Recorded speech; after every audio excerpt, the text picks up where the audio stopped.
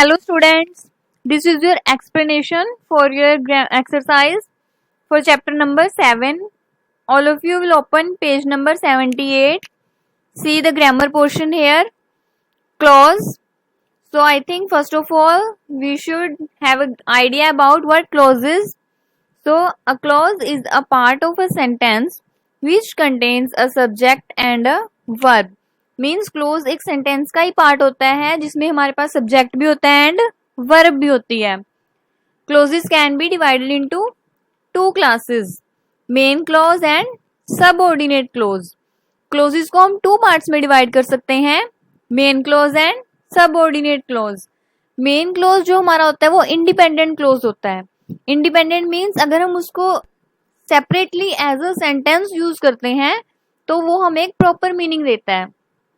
And subordinate clause is a dependent clause. Dependent clause means we can't use it separately as a complete sentence. हम अगर उसे separately use करते हैं तो हमें complete sentence नहीं मिलता.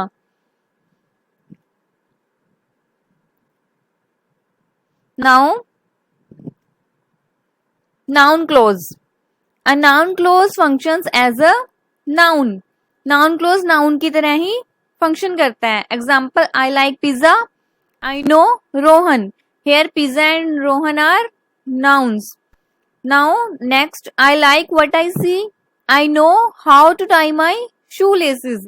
These are noun clauses.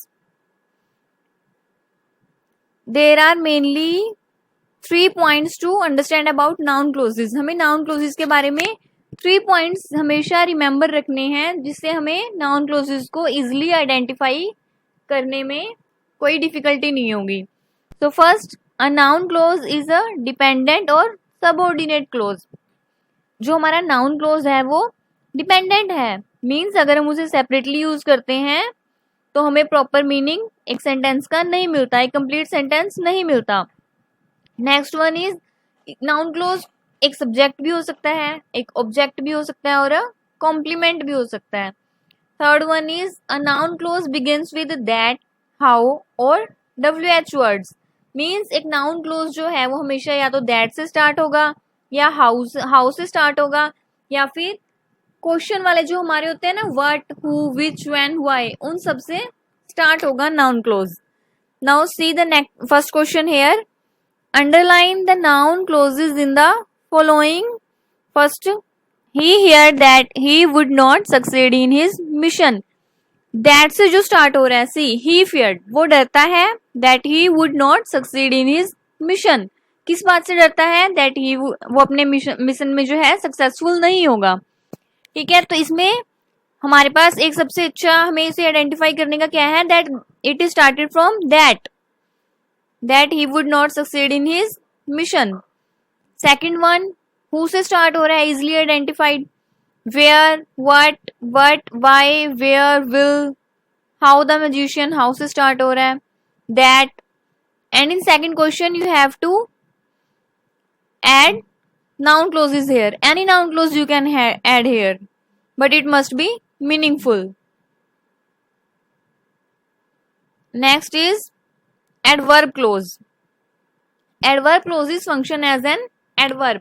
Adverbial जो clauses होते हैं वो हमारे adverb की तरह ही function करते हैं. Means और इसमें क्या काम करते हैं, ये किसी भी verb, adjective और another adverb को modify करने का काम करते हैं. And these are also subordinate clauses. For example, keep running. Keep running up to when?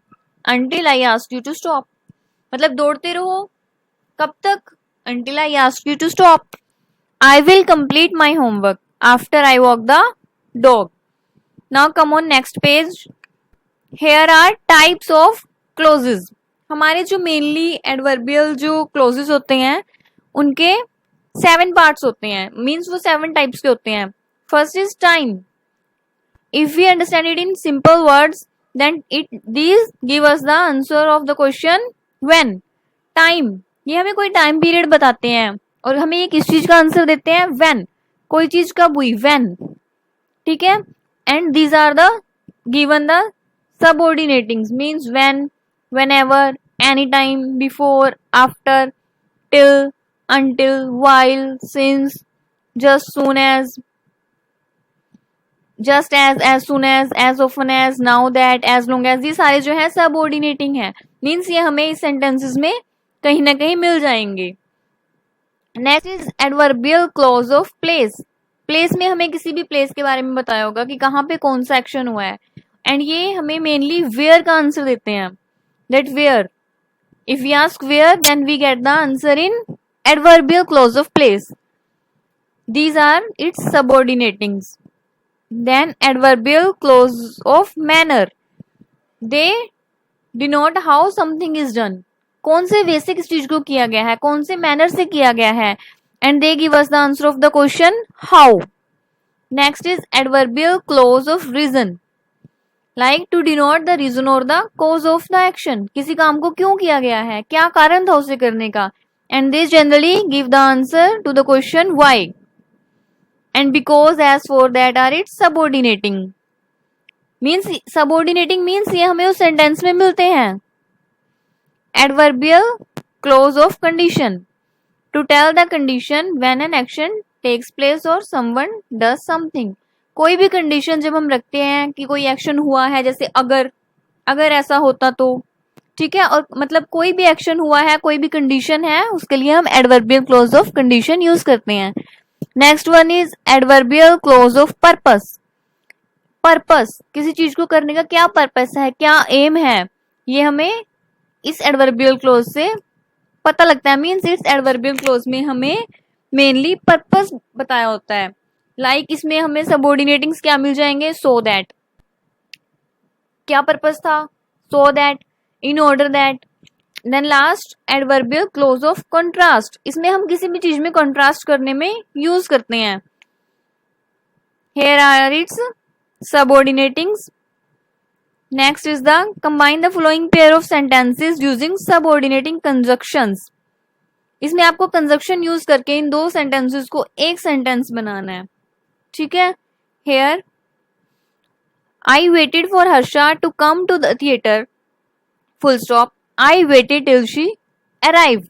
Here we have used and. इसी तरह आपको other sentences बनाने हैं. If any student have any difficulty, they may ask to me. Here you have to underline the adverb clauses as we have read adverb clauses now. So it may be easy for you. Read the first one. Because no one was home, the package could not be delivered. Because no one was home. It is the answer of why. Why का answer है ना, so it is the adverbial clause. Second one, if Nitin calls, please tell him to bring the project file. इसमें adverbial clause क्या है, if Nitin calls. अगर Nitin, it is a condition, अगर Nitin call करता है, so it is an adverbial clause of condition. Next, here you have to complete the adverb clauses using appropriate. One is the relative clause. Relative clause, firstly, I think we should read the paragraph. The house we moved into is absolutely beautiful. The people who lived here before us took very great care of it. The garden, which is quite small, is lovely. I am glad we moved into this house. I don't think we will ever regret the decision we made. Read that paragraph carefully. Here, see in the second line, the people who lived here before us took very great care of it. Means in this paragraph or in this sentence we have used the people who lived here. Means there is a relation in people who lived here. Who के साथ हम एक relation create कर रहे हैं कि जो लोग कौन से लोग जो हमसे पहले यहाँ रहते थे. And the third sentence, the garden which is quite small is lovely. The garden, कौन सा garden, which is quite small is lovely. So हमारा जो रिलेटिव क्लोजेस होते हैं वो एक रिलेशन क्रिएट करते हैं सेंटेंस के बीच में. So who, whom, which, that and whose, ये जो है हमारे रिलेटिव क्लोजेस होते हैं. And who, which and that हम एज ए सब्जेक्ट यूज करते हैं. We use who or that to refer to people. Mainly हम पीपल को रेफर करने के लिए who और that यूज करते हैं. एंड हम नॉन लिविंग थिंग्स को वो करने के लिए which यूज करते हैं. ठीक है. So these are the questions. See the first one.